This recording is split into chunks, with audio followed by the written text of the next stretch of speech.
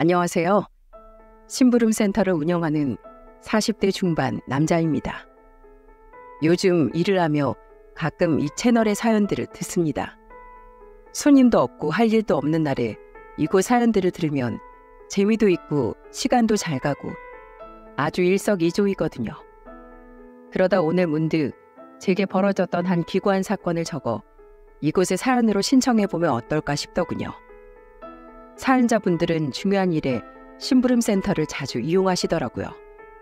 그런데 바로 제가 그 심부름 센터를 운영하는 사장 아닙니까? 여러 의뢰를 받다 보면 정말 이곳 사연들만큼 기함할 만한 일이 무궁무진한데 그중 제 인생에 특별한 발자취를 남긴 그 사건을 많은 분들에게 공유해보려고 합니다. 저는 어릴 적 소위 말하는 콩가루 집안에서 자랐어요. 아버지란 사람은 도박의 알코올 중독자였는데 엄마가 시장에서 벌어온 돈을 10원짜리 하나까지 다 털어가 도박판을 전전하다가 며칠에 한 번씩 잔뜩 술에 취해 집으로 돌아왔죠. 저는 아버지가 집에 들어오는 게 너무 끔찍하고 싫었습니다. 아버지는 집에 들어오면 온갖 물건들을 다 때려 부수며 엄마를 무자비하게 때렸어요. 어렸던 전 너무 무서운 나머지 이불을 뒤집어 쓰고 숨어 아버지가 잠이 들 때까지 벌벌 떨기만 했죠. 아버지는 동네에서 무리한으로 아주 유명했습니다. 밥이며 술이며 잔뜩 먹고 식당에서 무전 취식에 주사를 부려대는 건 부지기수라 알만한 식당 주인들은 아예 아버지에게 음식을 내어주길 꺼려했어요. 이외에도 술만 취하면 아무에게나 시비를 걸어대 툭하면 싸움질을 해댔고 심할 땐 몇 번이나 경찰서를 들락거리기도 했죠. 엄마는 시장에서 식당 일을 하며 번 돈을 아버지에게 뜯기거나 아버지가 무전 취식한 비용, 아버지에게 맞은 피해자들의 합의금으로 전부 써버리게 되었어요. 결국 엄마는 남의 땅을 빌려 고추 농사를 지으며 살던 할머니에게 절 떠맡기고 도망을 갔습니다. 어릴 적 일이라 잘은 모르지만 이후 엄마는 아버지와 호적 정리를 마쳤다고 해요.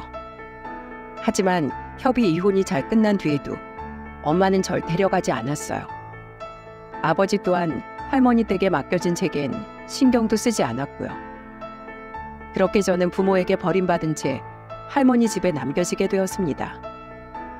그래도 엄마는 가끔씩 절 찾아와 돌봐주었지만 제가 중학교 1학년 때 엄마가 재혼을 하게 되면서 엄마는 그마저의 발길도 완전히 끊더군요. 아버지는 돈줄인 엄마가 사라지자 이젠 할머니의 돈을 빼앗아가기 시작했습니다. 엄마보다도 더 힘이 없던 할머니는 가진 돈을 맥없이 아버지에게 빼앗길 수밖에 없었죠. 아이고, 그 돈까지 다 가져가면 우리 정배는 어떻게 먹이고 입히고 사니? 정배만 노인의 핏줄이오? 나도 엄마 자식이야. 자식을 낳아놨으면 응당 책임을 져야지. 엄마 자식이 지금 돈이 없어서 도박판에서 쫓겨나게 생겼는데 이깟 30만 원을 못 내나? 이건 놔. 아버지는 할머니가 장롱에 숨겨놓은 마지막 지폐 한 장까지도 어떻게든 찾아서 다 털어가 버렸습니다. 할머니는 그럴 때마다 망연자실한 표정으로 흐느끼셨죠. 그리고 어느덧 중학교 3학년이 되었던 저는 난생 처음 주먹질을 하게 되었어요. 그 대상은 다름 아닌 또다시 할머니에게 돈을 갈취해가던 아버지란 인간이었습니다. 돈 내놓으라고 이 노인네야. 어디다 숨겼어? 어? 이번에 고추 팔아서 돈 좀 벌었을 거 아니야? 그 돈은 안 된다. 안 돼. 제발 이러지 마라 이놈아. 어떻게 네 애미한테 이럴 수가 있니? 진짜 이놈의 노인을 그냥 확... 할머니 괴롭히지 마. 당신 인간이야? 어떻게 자식이 돼서 자기 엄마한테까지 손을 올려. 그냥 죽어버려. 아버지가 할머니에게 손찌검을 하려는 신용을 하자 더 이상 참지 못한 전 아버지에게 사정없이 주먹을 날려버렸습니다. 매일 술에 쩔어있던 아버지는 그 주먹 한 방에 맥없이 바닥에 쓰러지더군요. 이놈의 자식이 감히 지 아비한테 손을 올려? 아버지? 당신이 언제 내 아버지 노릇 흉내라도 내봤어? 난 한 번도 당신을 내 아버지라고 생각한 적 없어. 할 수만 있다면 내 몸에 섞인 당신 피 한 방울도 남기지 않고 모조리 뽑아버리고 싶다고. 아휴, 정배야, 이러면 안 된다. 너도 이러면 네 애비랑 똑같은 인간이 되는 거야. 제발 이러지 말거라. 됐어, 할머니. 이런 인간은 똑같이 당해봐야 정신을 차리지. 할머니도 앞으로 이 인간한테 절대 돈 주지 마. 이제 할머니는 내가 지켜줄 테니까. 당신 또 한 번 할머니 돈 뺏으러 여기 찾아오면 그땐 그 꼴도 보기 싫은 앞니부터 쥐에다 부러뜨려 버릴 거야. 알아들었으면 꺼져. 당장 이 집에서 나가라고. 태어나서 처음으로 그렇게 제가 이성을 잃어본 것 같습니다. 할머니는 그런 저를 끌어안고 애원하듯 말리셨죠. 하지만 저는 더 이상 그 인간을 사람으로 대하고 싶지 않았어요. 그리고 저에게 얻어맞은 아버지는 꽤나 충격이 컸던 모양인지 이후론 할머니 집에 얼씬도 하지 않더군요. 제 인생이 몰락하기 시작한 건 그때부터였던 것 같습니다. 불우한 가정 환경은 결국 사춘기였던 저를 그릇된 길로 몰아가더군요. 아버지를 때린 폐류나 그게 바로 저였어요. 아버지를 그렇게 쫓아내자 저는 자포자기한 심정이 되었죠. 전 점점 불량한 친구들과 어울리기 시작했어요. 술과 담배는 기본에 허구한 날 쌈박질을 했고 다른 사람들을 괴롭히다 소년원 생활도 거쳤습니다. 하지만 소년원에서 나오고서도 정신을 차리지 못한 전 성인이 되어서도 10대 시절 버릇을 버리지 못했어요. 결국 저는 또다시 사람을 때리고 다니다 실형을 받고 교도소에 복역하기까지 했죠. 아유, 정배야. 대체 왜 이러는 거니? 너 정말 스스로 인생을 계속 이렇게 망칠 셈이야? 그 시절엔 정말 매일같이 화가 나 있었던 것 같아요. 할머니는 그런 저를 눈물로 설득해 보기도 하고 화를 내보시기도 했지만 저는 그런 할머니를 외면했죠. 저는 그렇게 젊은 시절 범죄자로서의 삶을 살았습니다. 25살 이전에 사회에 있던 시간보다 교도소에서 지내던 시간이 더 길었어요. 제가 누구보다 미워하고 싫어했던 아버지의 모습을 어느새 제가 닮아가고 있더라고요.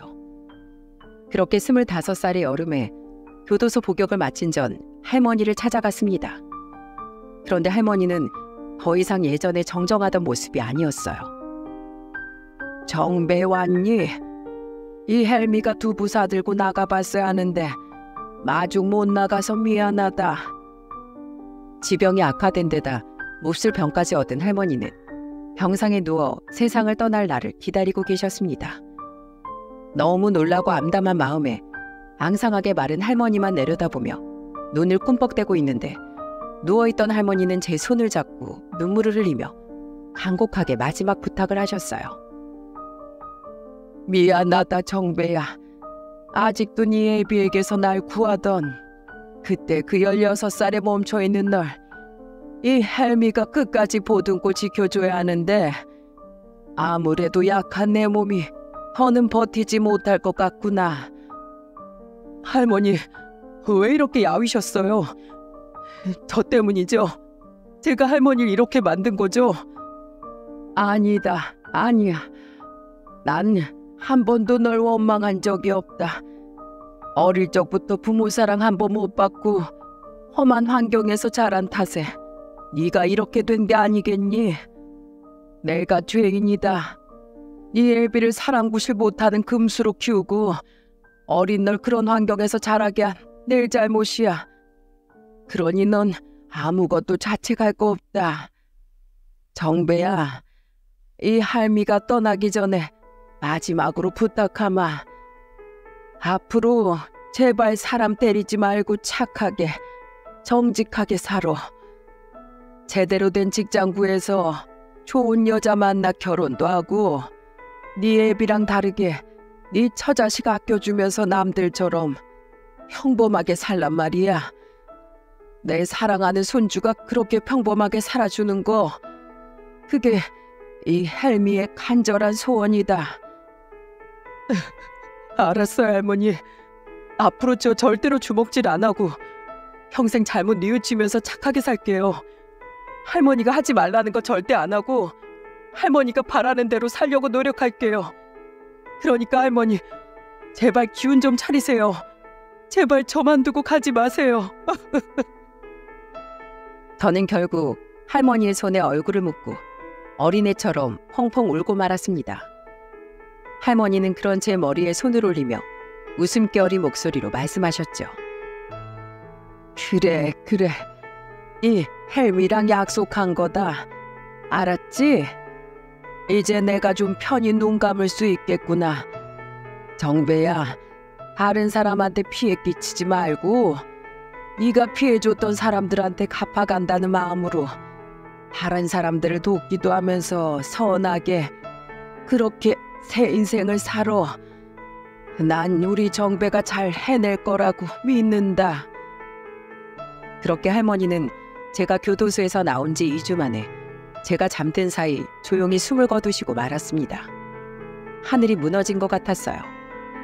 저를 진심으로 위해주고 저를 위해 울어주던 단 한 사람이 제 곁을 떠나버렸으니까요.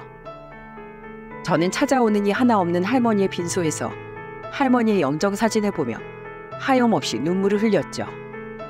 할머니는 사진 속에서도 웃질 않고 근심 어린 표정으로 절 바라보셨습니다. 저는 그런 할머니를 올려다보며 할머니를 위해서라도 2번 다시 쓰레기처럼 살지 않겠다고 다짐 또 다짐을 했어요. 할머니는 돌아가시며 시골의 낡은 집을 제 앞으로 남겨주셨습니다.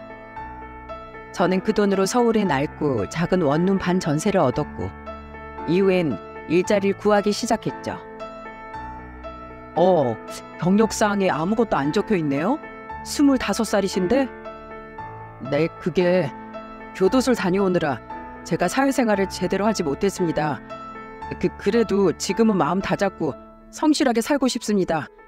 믿고 한 번만 써주시면 정말 제 몸이 부서져라 열심히 일할게요. 네, 알겠습니다. 연락드릴게요. 하지만 전과자인 절 받아줄 곳을 찾는 건 여간 어려운 일이 아니었어요. 게다가 대학을 나온 것도 아니고 25 먹도록 제대로 된 직장 한번 다녀본 적 없는 저를 그 어느 곳에서도 받아주지 않았죠. 전 우선 공사판 막노동이라도 하며 돈을 벌었습니다. 전 성실하게 일했습니다. 고된 일의 강도 때문에 같이 일을 하던 사람들이 한 달에 절반을 쉬었다면 저는 한 달에 4일 정도만 쉬며 열심히 돈을 모았어요. 난생 처음 해본 고된 노동에 집에 들어오면 술 한 잔이 간절했지만 전 할머니를 떠올리며 이를 악물고 유혹을 참아냈죠. 처음엔 무척이나 힘들었지만 하루가 이틀이 되고 이틀이 한 달 또 2달이 되니 오히려 몸과 마음이 개운하더군요. 저는 그렇게 5년을 일했습니다. 그러다 보니 통장에는 돈이 제법 모여 저는 비록 연식이 있긴 했지만 드디어 번듯한 방 2개짜리 빌라 전셋집도 얻을 수 있었어요. 게다가 속지 않은 마음으로 남들을 도우며 살라던 할머니의 말씀을 잊지 않고 간간히 봉사활동을 다니기도 하고 없는 살림이지만 작은 액수로나마 후원을 하기도 했죠. 그렇게 살아가다 저는 결혼을 했습니다. 저와 아내는 봉사활동을 하던 중 만나 인연을 맺었고 제가 살던 전셋집에서 신혼생활을 시작했어요. 작은 회사에서 격리로 일하던 아내는 저처럼 가족이 없더군요. 연애 시절 기억나지 않는 아주 어린 시절부터 보육원에서 자랐다는 아내의 말에 저 또한 아내에게 제가 살아왔던 모든 이야기를 고백하듯 털어놓았어요. 현명하고 어지럽던 아내는 아직 세상 살아가는 법이 서툰 절 옆에서 다잡아주고 믿어주며 응원해 주었습니다. 한 번은 아내와 밥을 먹고 있는데 술에 취한 남자 2명이 아내에게 시비를 건 적이 있었어요. 저희 테이블 옆을 지나가던 남자들 중 한 명이 누가 봐도 일부러 아내의 어깨를 세게 치더군요. 아까부터 흘끔흘끔 쳐다보더니 이젠 사람을 치네. 아가씨, 왜 사람한테 시비를 걸어? 아니면 아가씨 혹시 나한테 관심 있어?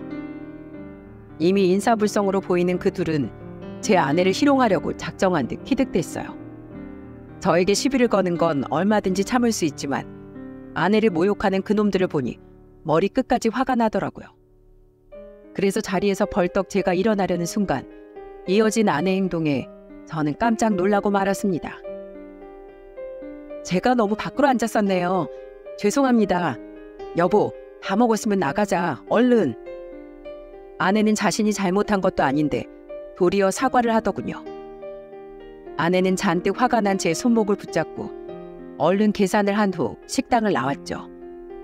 그리고 씩씩대며 다시 식당으로 들어가려는 저를 막아선 채 아내는 화를 냈어요. 왜? 또 때리고 교도소 들어가려고? 난 뭐 화낼 줄 몰라서 참은 줄 알아? 똥은 무서워서 피하는 게 아니라 더러워서 피하는 거야. 그 사람들 때려봤자 당신한테 남는 거 하나도 없어. 주먹으로 일을 해결하려고 하면 모두가 불행해질 뿐이라고. 당신은 그 감정 조절하는 법부터 배워. 앞으로도 주먹이 나가려고 하면 머릿속에 돌아가신 당신 할머님하고 날 떠올리면서 참고 심호흡부터 해. 알았어? 그때 아내가 아니었으면 전 정말로 또다시 큰 사고를 쳤을지도 모릅니다. 저는 그런 아내의 곁에서 한결 나아진 사람이 되기 위해 노력해 나갔어요. 그리고 아내만큼은 앞으로 절대 실망시키지 않고 언제까지고 제가 지켜주리라 다짐을 했죠. 하지만 가정까지 생긴 마당에 언제까지고 막노동으로 생계를 꾸려갈 수는 없는 노릇이었어요. 대체 무슨 일을 해야 하나 고민하고 있던 어느 날 예전 막노동판에서 만났던 형님 한 분에게 일자리 제안을 받아 이후 전 그 형님의 사무실에서 일을 시작하게 되었습니다. 형님이 운영하던 사무실은 바로 심부름센터였어요. 사실 저는 일을 시작하기 전까지 심부름센터라는 게 불법적인 일을 하는 곳인 줄 알았습니다. 그래서 처음엔 형님의 제안을 거절하려고 했죠. 그런데 형님의 설득 끝에 막상 일을 해보니 꼭 그렇지만도 않더라고요. 가장 많이 들어오는 의뢰는 외도에 관련된 일들이었습니다. 그리고 가끔씩은 사람을 찾아주는 일을 하기도 했고 법이 해결해주지 못하는 일을 일정 범위 안에서 제가 해결해 줄 수도 있었어요. 그렇게 때론 씁쓸해하고 가슴 아파하기도 하고 어떨 땐 보람도 느끼며 저는 그곳에서 경험을 쌓아갔습니다. 그렇게 일을 한 지 8년 뒤 형님은 저에게 그 사무실을 인수할 생각이 없냐고 물으셨어요. 여길요? 그럼 형님은요? 난 이제 마누라랑 애들 데리고 고향으로 내려가서 편의점이나 하나 차려서 살련다. 서울은 살기가 너무 팍팍해. 재수 씨도 아들하고 딸 낳으면서 회사 그만뒀다며? 어차피 너 정가 때문에 다른 데 가서 일 구하는 것도 쉽지 않을 거고 또 다른 심부름센터 가서 월급 받고 사느니 네가 사장하면서 돈 받는 게 낫지. 안 그래? 애들 키우는데 드는 돈이 한두 푼이야? 네가 인수한다면 내가 진짜 헐값에 넘겨줄게. 그동안 열심히 일해줘서 정말 고마웠다. 저는 아내와의 상의 끝에 그 심부름센터를 인수하게 되었습니다. 이후엔 저도 직원 한 명을 두었고 전보다도 더 열심히 발로 뛰며 사무실을 운영해 나갔죠. 이외에도 저는 아내와 아이들에게 잘하려고 무척 노력했습니다. 저는 일이 끝나면 무조건 집으로 달려갔고 일을 쉬는 날엔 아내와 아이들을 차에 태워 어디든 놀러 다녔어요. 펜션에 머물 때면 아내 손에 물 한 방울 묻히지 않고 제가 요리며 설거지를 전부 도맡아 했죠. 일하느라 힘든 사람이 왜 잠시도 가만히 있질 않아. 이리 줘, 내가 할게. 다음 주말엔 우리랑 또 어디 놀러 가지 말고 집에서 좀 쉬고. 아니야, 난 내가 즐겁고 기쁘게 해줄 수 있는 가족이 내 곁에 있다는 사실만으로도 너무 행복해, 여보. 난 우리 애들한테 좋은 기억 정말 많이 심어줄 거야. 어릴 때 기억은 평생 간다잖아. 당신도 알지? 우리랑 다르게 아이들 어린 시절 기억은 온갖 경험이랑 행복한 것들로 꽉꽉 채워주자. 그리고 당신도 앞으론 절대 불행해질 일 없게 내가 더 잘할 거야. 이것들이 다 내가 사는 이유니까. 아내와 저는 비록 아이들이 어려 이전만큼 봉사활동을 자주 다니지 못했지만 넉넉지 않은 형편에서도 꾸준히 기부와 후원을 이어나갔습니다. 제 과거를 아는 아내는 세상에 도움되는 일을 계속해서 해 나아가고자 하던 제 마음을 누구보다 잘 헤아려 주었거든요. 그렇게 사무실을 인수한 지 5년쯤 지난 어느 날이었습니다. 한가한 날이라 직원을 일찍 퇴근시키고 하품을 하고 있는데 누군가 사무실 문을 조심스럽게 열고 들어오더군요. 그 사람은 염색하지 않은 희끗희끗한 백발머리의 한 할머니였죠. 안녕하세요. 여기가 사람 찾아주는 곳이 맞나요? 네, 들어오세요. 여기 앉으세요, 할머니. 할머니는 손에 분홍색으로 된 보따리 하나를 들고 사무실 안을 두리번거리셨어요. 생전 처음 보는 할머니였지만 어딘가 돌아가신 제 할머니를 떠올리게 하는 모습에 내심 마음이 가더군요. 할머니께서 여긴 어떻게 알고 찾아오셨어요? 요 앞에 지나가다가 간판을 몇 번 봤었어요. 잘 오셨습니다. 그런데 누굴 찾으시려고요? 할머니는 잠시 망설이시는 듯 했어요. 하지만 이내 조심스러운 목소리로 입을 여셨죠. 우리 아들을 좀 찾고 싶어요. 너무 늦었을지도 모르지만 제가 죽기 전에 꼭 말입니다. 아드님이요? 할머니는 옆에 내려놓은 보따리를 풀어 주섬주섬 저에게 무언가를 건네주셨어요. 그것들은 다름 아닌 할머니 아들의 사진 몇 장과 생년월일, 기타 특이사항 등이 적힌 종이더군요. 그리고 할머니는 주머니에서 꼬깃꼬깃한 5만 원권 지폐 2장을 꺼내 제 앞에 내미셨죠. 저 사장님, 제가 가진 돈이 별로 없습니다. 혹시 이 돈으론 무리겠지요? 이름이 김민성이고 나이는 39. 우선 할머니, 무슨 사정인지 제가 얘기를 좀 들어볼 수 있을까요? 아드님하고는 언제 왜 헤어지신 거예요? 사실 할머니가 주신 10만 원은 사람을 찾으러 돌아다니는데 드는 기름값조차 안 되는 돈이었어요. 하지만 돌아가신 저희 할머니 생각이 나기도 했고 다른 일도 아닌 자식을 찾고 싶다며 눈물을 흘리는 할머니의 모습에 측은지심이 들더군요. 그래서 우선 할머니 이야기를 듣기나 해보자 싶었죠. 할머니는 차마 말을 잇지 못하고 10분을 그 자리에 앉아서 우셨어요. 저는 할머니에게 따뜻한 차 한 잔을 내어드렸고 겨우 눈물을 그친 할머니는 그제야 말씀을 시작하셨죠. 그렇게 시작된 할머니 이야기는 결국 제 눈시울을 붉히고 말았습니다. 저는 결혼을 2번이나 했어요. 처음 남편은 가난했지만 참 좋은 사람이었습니다. 그저 일하고 가족밖에 몰랐죠. 아들은 그런 자기 아빠를 무척이나 좋아하고 따랐어요. 그런데 그 양반이 그만 우리 아들이 10살 때 사고로 세상을 떠나고 만 거예요. 그때만 생각하면 아직도 제 심장이 철렁하고 눈물부터 납니다. 요즘엔 어떤지 몰라도 옛날엔 여자 혼자 몸으로 남편 없이 자식을 키우며 산다는 건 정말 막막한 일이었거든요. 그때부터 전 해 뜰 때부터 늦은 밤까지 식당으로 일을 다니기 시작했어요. 어떻게든 아들을 키워야 했으니까요. 그렇게 살다가 아들이 중학교 2학년이 됐을 때 시장에서 나물 장사하던 아주머니가 중매를 써서 전 2번째 결혼을 하게 됐어요. 우리 아들하고 동갑 먹은 아들 하나랑 위로 1살 많은 아들 하나, 이렇게 자식 둘이 있던 남자랑 말입니다. 들어보니 그쪽도 전 아내랑 사별을 했다는데 그 남자도 애들을 돌봐줄 엄마가 필요하다고 했고 저 또한 우리 아들이 그래도 아빠 없이 자라는 것보다 낫지 않겠나 싶어 살림을 합쳤지요.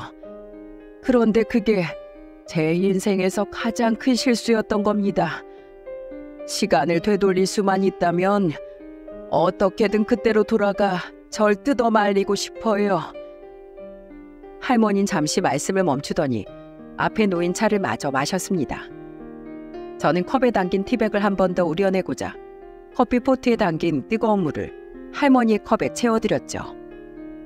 그때도 저는 계속 식당으로 일을 다닐 때라 아들에게 신경을 많이 못 써줬어요. 그저 용돈만 끊기지 않게끔 챙겨줬었죠. 그런데 제가 그랬으면 안 됐던 거예요. 언제부턴가 아들은 저한테 아빠랑 새로 생긴 형제들이 너무 싫고 무섭단 이야기를 했어요. 무슨 일이냐고 물으면 말을 얼버무리면서 그냥 새아빠랑 이혼하면 안 되냐는 소리만 했죠. 그런데 전 너무 피곤한 나머지 아들이 투정을 부린다고 생각하고 넘겨버렸어요. 아들이 워낙 죽은 제 아빠를 못 잊고 그리워했다 보니까 자기 아빠가 보고 싶어서 새로운 집에 적응을 못하고 있는 거라고 여겼거든요. 제가 어리석다고 말하셔도 어쩔 수 없지만 전 그 사람과 자식들이 우리 아들을 괴롭혔을 거라곤 상상도 못했습니다. 왜냐하면 두 번째 남편은 제가 보는 앞에선 우리 민성이에게 참 잘해줬었거든요. 게다가 그 사람 자식들도 절 엄마라고 부르면서 곧잘 따랐고 밖으로 놀러 나갈 때도 항상 우리 민성이를 부르며 챙겨줬었으니 전 아무런 문제가 없다고 생각했어요. 그런데 할머니 생각이 틀렸었다는 건가요? 네, 맞아요. 전 제 멋대로 판단하고 지레짐작하면서 정작 아들이 제게 계속 보낸 신호는 묵살한 채 아들에게 생긴 일을 방관해버린 겁니다. 제게 가장 중요했던 건 아무도 아닌 바로 제 아들이었는데 그때 마치 제가 뭐에 씌었던 것 같아요. 아들은 고등학교 3학년 때 아무런 낌새도 없다가 돌연 가출을 해버렸지 뭐예요. 몇 가지 짐만 간단하게 싸서 함중에 창문을 넘어 집을 나간 것 같더라고요. 그때 제가 일까지 그만두고 얼마나 그 애를 찾아다녔는지 모릅니다. 하지만 마치 징발이라도 해버린 것처럼 아들은 흔적조차 남기지 않고 사라졌더군요. 두 번째 남편도 절 도와서 아들을 열심히 찾는 신용을 했는데 어느 날 전 모든 진실을 알아버리고 말았어요. 아들 책상의 제일 아래서라 깊숙이 숨겨져 있던 아들의 일기장을 찾았거든요. 그리고 할머니는 저에게 아주 낡은 수첩을 내밀었습니다. 그때 찾은 아들의 일기장이라면서요. 제가 수첩에 적힌 일기 몇 개를 읽어볼 동안 할머니는 계속해서 눈물을 흘리시더군요. 다른 학교가 배정되게 해달라고 빌었건만 결국 나는 동준이와 동영이 형과 같은 고등학교에 가게 되었다. 중학교 때도 그렇듯 동준이는 이곳에서도 노는 애들이 시켜서 날 왕따시키고 괴롭혔다. 어제도 엄마에게 제발 이혼하고 이사가면 안 되냐고 물었는데 대체 무슨 일이냐는 엄마의 말에 난 아무 말도 못했다. 고등학생 시기나 돼서 학교에서 왕따당하고 괴롭힘 당하고 있다는 말을 하기가 너무 창피했기 때문이다. 세상이 멸망해버렸으면 좋겠다. 그럼 내일 아침에 내가 눈을 뜨지 않아도 될 텐데. 오늘은 동준이랑 동영이 형에게 집에서 두들겨 맞았다. 학교의 두 사람과 내가 의붓 형제라는 사실이 퍼진 게 내 탓이라는 이유였다. 정작 난 그런 말을 할 친구도 없는데. 동준이와 형은 엄마에게 들킬까봐 보이는 곳은 때리지 않는다. 새아빠는 두 사람이 날 때리는 모습을 보고 있으면서도 항상 그 두 사람을 내버려 둔다. 가끔은 분풀이로 새아빠마저 날 때리기도 한다. 나는 엄마에게 새아빠와 동준이, 동영이 형에 대한 말을 차마 할 수가 없다. 왜냐하면 새아빠는 입버릇처럼 엄마에게 이르기만 하면 그땐 내가 아닌 엄마조차 가만두지 않겠다고 말했기 때문이다. 엄마는 너무 바쁘다. 엄만 내 얘기를 들어줄 시간이 없다. 아니면 다 아는데도 귀찮아서 모른 척하고 있는 걸까? 아니었으면 좋겠다. 난 이 집이 너무 지옥 같다. 저는 입을 다물지 못하고 할머니를 바라보았습니다. 할머니는 이제 거의 흐느끼는 듯한 소리를 내며 마저 말씀을 이어가셨죠. 제가 너무 바보 같아서 우리 아들이 그런 고통을 겪고 있던 걸 까맣게 몰랐었던 겁니다. 너무 억장이 무너져 저는 그놈과 그놈 자식들에게 달려들었어요. 네 놈들이 사람이냐며 사정없이 핥히고 물어뜯었죠. 그런데 장정 세 사람의 힘을 여자인 제가 어떻게 당했겠습니까? 결국 그 세 놈에게 죽기 직전까지 흠씬 두들겨 맞고 살기 위해서 안간 힘을 쓰고 그 집에서 뛰쳐나왔어요. 그 길로 전 그놈들을 폭행으로 신고했고 한동안 병원 신세를 져야 했습니다. 결국 두 번째 남편 놈은 3년의 실형을, 그 자식 놈들은 각각 벌금형을 받았지요. 그 두 놈을 감옥에 쳐넣지 못한 게 제 천추한이라면 한이네요. 그렇게 피눈물을 흘리며 이혼을 하고 전 아주 오래도록 아들을 찾아 헤맸어요. 경찰에 실종 신고도 해봤는데 전후 사정을 들은 경찰들은 사건 접수를 해주지 않더라고요. 이미 아들이 성인이고 정황상 엄마인 저와 인연을 끊고 싶어 집을 나간 것 같으니 실종에 해당되지 않는다면서요. 할머니는 20년 동안 전국 방방곳곳 정말 안 찾아본 데가 없었다고 말씀하셨어요. 몇 년 전엔 아주 나쁜 흥신소 사장을 만나 돈만 뜯긴 적도 있다고 하더군요. 도와준다던 지인에게도 돈 사기도 당했었고요. 그렇게 몸고생 마음고생 다 해가며 살던 할머니는 결국 가진 돈도 전부 날리고 몹쓸 불치병까지 얻으셨다고 합니다. 그리고 지금은 병이 손쓸 수 없는 지경까지 와버려 자포자기하듯 치료도 포기하셨고 정말 마지막이라는 생각으로 제 사무실을 찾아오신 거예요. 저는 결국 할머니의 의뢰를 맡기로 했습니다. 정말인가요, 사장님? 네, 대신 이 10만 원은 다시 넣어두세요. 이 일은 제가 그냥 무료로 다 해드리겠습니다. 네? 아닙니다. 제발 이거라도 받아주세요. 비록 가난하지만 저도 양심이 있는 사람이에요. 할머니는 한사코 제게 돈을 내미셨어요. 저는 고개를 저으며 그 돈을 고이 접어 할머니의 주머니에 넣어드렸죠. 아닙니다. 그냥 넣어두세요. 할머니 보니까 평생 자식과 손주 때문에 고생만 하다 돌아가신 저희 할머니 생각이 나서 그래요. 제가 할머니 손에 크면서 속을 정말 많이 썩였거든요. 아이고, 이렇게 고마울 때가 있나. 정말 감사합니다, 사장님. 이후 전 할머니 아들을 수소문하기 시작했어요. 예상은 했지만 20년 동안 숨어버린 그 아들을 찾는 건 정말로 어렵더군요. 게다가 알아보니 이 김민성이라는 사람은 결혼을 한 것도 아니고 따로 직장을 다녔던 것도 아닌 것 같더라고요. 전 포기하지 않고 그 사람을 열심히 찾았습니다. 살아갈 시간이 얼마 남지 않은 할머니를 위해서 말이죠. 그리고 드디어 저는 한 달 반 만에 할머니 아들을 찾아낼 수 있었어요. 하지만 할머니 아들이 있다던 곳은 굉장히 의외의 장소였습니다. 그 장소를 찾아간 저는 너무 놀라 뒤로 나자빠질 뻔했어요. 그곳은 바로 한 정신병원이었거든요. 저는 우선 의사를 만나 이야기를 나눠보았죠. 김민성 환자분은 정신분열증으로 입원한 케이스예요. 35 넘어서까지 일용직 일을 전전하다가 증세가 심해지면서 병원으로 강제 입원된 환자인데 알코올 중독과 망상 증상이 좀 심했습니다. 그럼 지금은 좀 괜찮은가요? 네, 입원하신 지 워낙에 오래되기도 했고 치료 경과도 좋아서 앞으로 통원치료 받겠다고 약속만 하시면 퇴원하셔도 되긴 합니다. 다만 꼭 보호자가 있으셔야 돼요. 저는 병실문에 달린 창문 틈으로 민성 씨를 직접 볼 수 있었어요.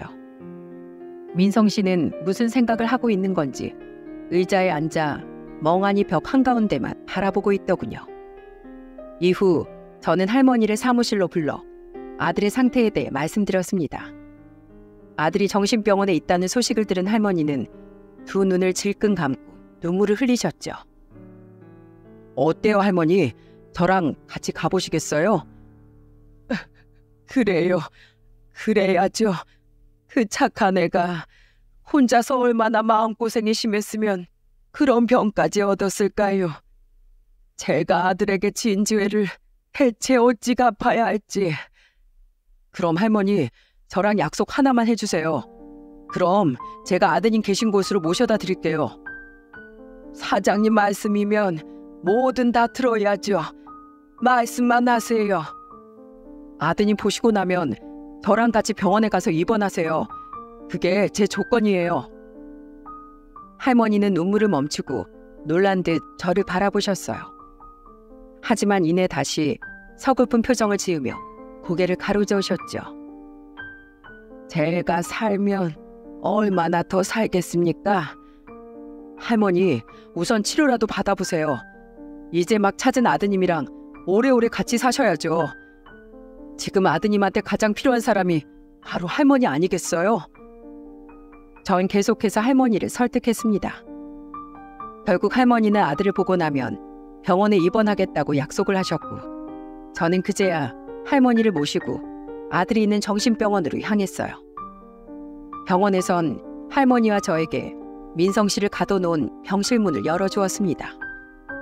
할머니는 정신을 놓아버린 아들을 부르짖으며 병실로 들어가셨죠. 민성아, 엄마다, 엄마야. 대체 왜 이렇게 된 거야?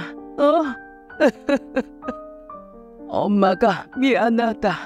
미안해. 엄마가 더 일찍 널 찾아냈어야 하는데 네가 이렇게 될 때까지 널 혼자 내버려둬서 정말 미안해. 하지만 민성 씨는 아무런 미동 없이 할머니를 쳐다보지도 않았어요. 그러더니 돌연 표정이 사납게 돌변하며 난동을 부리기 시작했죠. 나가라고! 민성 씨는 의자를 집어던지며 마구 소리를 질러댔습니다. 주위에서 지켜보고 있던 병원 관계자들은 그런 민성 씨에게 안정제를 놓았고, 지금은 더 이상 면회가 불가능하단 그들의 말에 우린 하는 수 없이 병실을 나올 수밖에 없었어요. 하지만 한번 아들을 만난 할머니는 저와의 약속처럼 곧바로 병원에 입원하지 않고 계속해서 아들을 찾아가시더군요. 할머니가 걱정된 저는 그때마다 할머니를 모시고 함께 병원으로 갔죠. 그 횟수가 너무 잦았던 나머지 저희 사무실 직원이 한 번은 제게 투덜대더라고요. 저는 직원에게 한마디를 남기곤 사무실을 나섰죠. 사장님, 너무 그 할머니 일에 열성적이신 거 아니에요? 다른 의뢰들 때문에 일도 바쁘신데 돈도 안 되는 일에 왜 자꾸 시간을 할애하세요? 돈보다 더 가치 있고 중요한 일도 있는 거야. 나한텐 지금 이 일이 가장 중요해. 할머니는 면회가 되는 날이면 항상 아들의 손을 잡고 울며 설득을 하셨어요. 민성 씨는 약 기운에 몽롱한 건지 할머니에게 말을 하고 싶지 않은 건지 항상 아무 말도 하지 않았죠. 그럼에도 불구하고 연신 아들의 마음을 열기 위해 노력하던 할머니의 모습이 어찌나 애절한지 옆에서 지켜보던 제 마음이 다 아려오더군요. 민성아, 20년 전에 네 마음을 미처 못 알아줘서 이 엄마가 정말 미안하다. 네가 이렇게 된 건 다 못나고 어리석은 이 엄마 때문이야. 민성아, 이제 여기에 널 괴롭히는 나쁜 놈들은 아무도 없어. 아무것도 두려워하지 않아도 돼. 만일 널 괴롭히는 놈이 있으면 이 엄마가 무슨 수를 써서라도 죄다 쫓아내주마. 두 번 다시 널 혼자 두지 않으마. 이번엔 네가 하는 말들 내 토시 하나 빼먹지 않고 전부 내 귀에 담아두마. 그러니까 민성아, 제발 이 엄마한테 무슨 이야기라도 좀 해다오. 살면서 또 그런 나쁜 놈들을 만났던 거니? 혼자서 많이 외롭고 힘들었지? 이 엄마가 보고 싶진 않았어? 그렇진 않았겠지.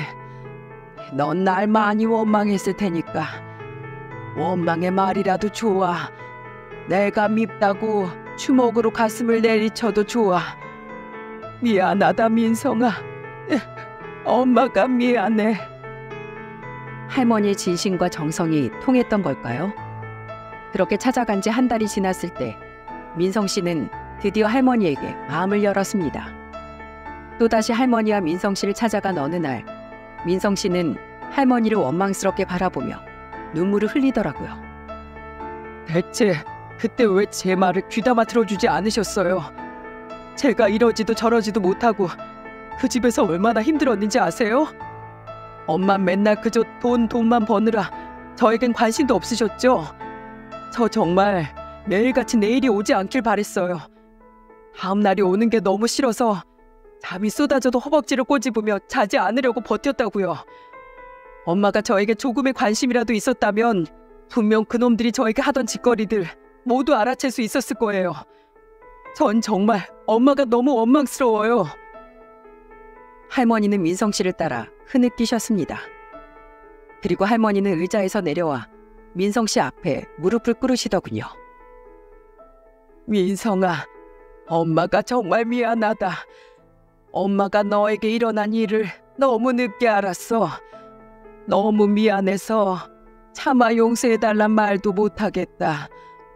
민성아, 이 엄마를 평생 원망해도 좋아. 대신 이 엄마가 네 곁에만 있게 해다오. 얼마 남지 않은 시간 동안만이라도 제발 내가 널 지키게 해다오. 결국 민성 씨는 앉아있던 의자에서 내려와 할머니 앞에 스르륵 무릎을 꿇었습니다. 그렇게 마주보고 무릎을 꿇은 두 사람은 서로를 부둥켜 안으며 오래도록 우열을 했어요.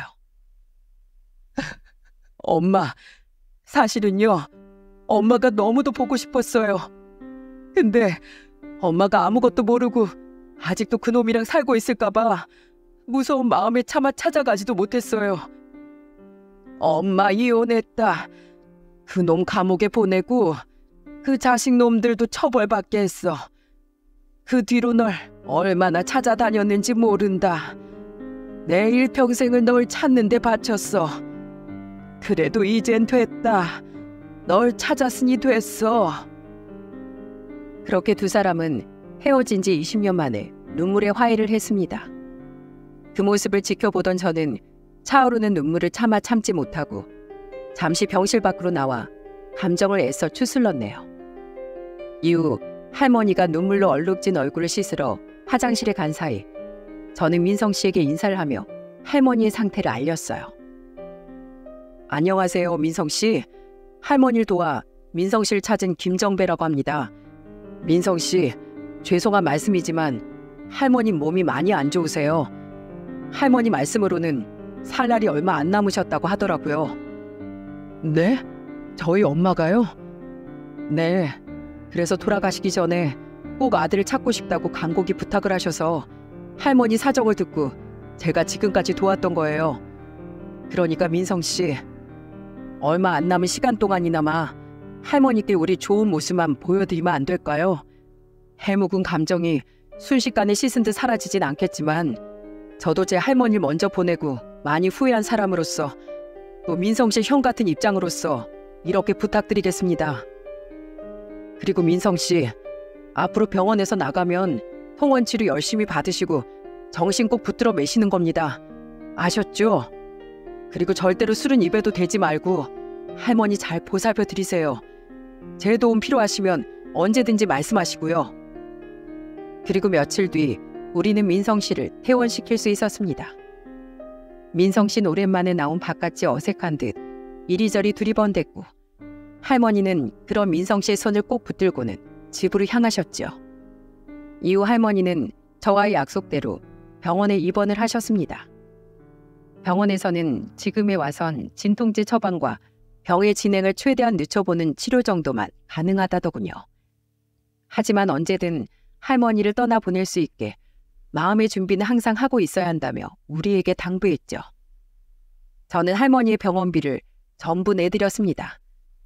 제가 그럴 수 있었던 건 저희 아내 덕분이었어요. 할머니 이야기를 제게 들어 잘 알고 있던 아내는 민성 씨를 찾았다는 이야기를 듣고는 눈물까지 글썽이며 마치 자기 일처럼 기뻐하더군요. 그리고 할머니의 병원비를 내드리고 싶다는 저의 말에 아내는 고개를 끄덕이며 말했죠. 우리가 비록 여유 있는 편은 아니지만 어려운 사람을 매몰차게 외면할 정도로 못 살진 않아. 잘 생각했어. 난 당신이 정말 자랑스러워. 민성 씨는 정신병원에 치료를 받으러 갈 때와 씻으러 갈 때를 제외하곤 한시도 할머니 곁을 떠나지 않았습니다. 제가 나가서 밥이라도 좀 먹고 오라고 해도 의자에서 영 일어날 생각이 없었죠. 그리고 가끔 두 사람의 대화를 들어보면 이렇게 끈끈한 모자가 그렇게 힘든 20년의 세월을 왜 떨어져 있어야 했나 싶어 마음이 다 아파왔어요. 민성이 넌 어릴 때부터 참 착하고 예뻤어. 엄마도 아빠도 놓치지 않겠다고 그 고사리 같은 손으로 우리 손을 꼭 잡고 걷던 네 모습은 내 인생에서 가장 아름다웠던 장면으로 이 엄마 가슴 속에 남아있다. 우리 민성이 나이가 많이 다 됐는데도 어쩜 이렇게 웃는 모습이 아이 같을까. 민성아, 엄마 인생에 네가 없는 삶은 상상조차 해볼 수 없어. 민성이 넌 이 엄마의 전부야. 그러니까 꼭 마음의 병 이겨내고 행복하게 살아야 한다. 알았지? 왜 곧 떠날 사람처럼 말을 해, 엄마. 엄마도 치료 잘 받아서 얼른 자리 털고 일어나서 나랑 집으로 가자. 우리 그동안 함께 못했던 만큼 2배로 행복하게 살자. 그래, 알았다, 알았어. 하지만 운명은 잔인했어요. 할머니는 아들을 다시 만난 지 5개월 만에 결국 아들의 손을 꼭 잡은 채 세상을 떠나고 말았습니다. 의사는 기적이라고 말했어요. 원래대로였으면 석 달도 버티지 못할 만한 상황이었는데 무려 2달을 더 버티셨다며 말이죠. 아마 할머니는 다시 만난 아들의 곁을 차마 떠나지 못해 마지막까지 버티셨을 거라고 전 생각해요. 할머니는 돌아가시기 전 민성 씨가 병원에 가느라 자리를 비운 사이 저에게 이런 부탁을 하셨어요. 사장님, 제가 사장님께 죽어서도 갚지 못할 은혜를 얻고 갑니다. 그런데 사장님, 염치 없지만 저 마지막으로 하나만 더 부탁드려도 될까요? 불쌍한 우리 민성이 좀 옆에서 지켜봐 주세요. 한많은 늙은이 마지막 부탁입니다. 죄송합니다, 사장님. 그 짧은 말을 내뱉는 게 힘에 부치셨는지 할머니는 눈물을 흘리며 더는 말을 잇지 못하시더군요. 저는 그때 흘러내린 할머니의 눈물을 두고두고 잊지 못했습니다. 걱정되는 자식을 두고 가는 부모의 마음을 저는 누구보다 잘 알고 있었거든요. 손주인 저를 걱정하며 저희 할머니 또한 그렇게 눈을 감으셨으니까요. 할머니가 돌아가신 지 1년 뒤인 지금 민성 씨는 어떻게 살아가고 있는 줄 아십니까? 사장님 나오셨어요? 그래 민성아, 수고가 많다. 민성 씨는 바로 제 심부름센터에서 함께 일을 하고 있어요. 비록 말단 직원이지만 민성 씨는 누구보다 열심히 일을 배우고 있답니다. 게다가 술은 전혀 입에도 대지 않고 최근엔 복용하던 약도 현저히 줄어들어 병원에서도 이제는 3개월에 한 번씩만 내원을 해도 되겠다고 말했다고 하더군요. 범죄자였던 제가 천천히 온전한 인간이 되어갔듯 민성 씨 또한 극심한 마음의 병을 앓던 환자에서 어엿한 사회의 한 구성원으로 거듭나기 위해 지금도 열심히 노력하고 있어요. 저는 민성 씨 옆에서 제 아내가 제게 그랬던 것처럼 묵묵히 뒤를 받쳐주고 응원을 하고 있죠. 민성 씨는 사석에선 절 형님이라고 부를 만큼 절 무척이나 잘 따릅니다. 얼마 전엔 할머니의 기일이라 둘이 함께 납골당을 다녀왔어요.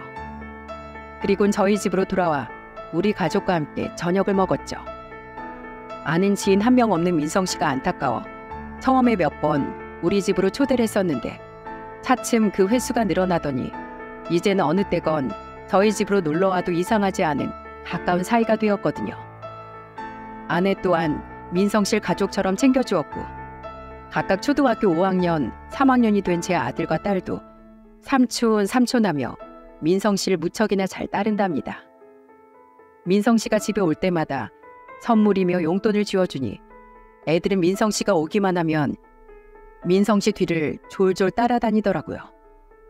그렇게 저와 민성 씨는 자식과 손주만을 위해 애절한 삶을 살다 가신 각자의 엄마와 할머니를 가슴에 묻고 열심히 살아가고 있습니다. 가진 형제 하나 없던 우리 두 사람은 서로에게 형과 동생이 되어주고 있어요. 이 모든 건 마지막까지 포기하지 않고 자식을 찾아 헤매던 할머니의 간절한 마음 덕분에 일어난 일이겠죠. 여기까지가 제가 심부름센터를 하면서 겪은 일 중 가장 기억에 남고 제 인생의 발자취까지 남긴 사연이었습니다. 결국 제가 할머니에게 베푼 호의로 얻은 건 민성 씨, 아니 민성이라는 사람과의 값진 인연이었던 거죠. 만약에 이 사연이 방송에 나가게 된다면 저는 사무실에서 민성이와 함께 이 사연을 듣고 있을 겁니다. 조금 쑥스럽긴 하지만 그래도 한자 한자에 담긴 제 진심을 민성이가 웃지 않고 잘 들어주었으면 좋겠네요. 그리고 제 사연을 들어주신 여러분 모두 먼발치에서나마 앞으로도 과거의 잘못을 되풀이하지 않고 열심히 살아갈 저와 당당히 병을 이겨내고 세상에 우뚝 설 민성의 모습을 어딘가에서 지켜봐 주셨으면 좋겠습니다. 그럼 다들 환절기 감기 조심하시고 제 사연을 여기까지 들어주셔서 감사드립니다.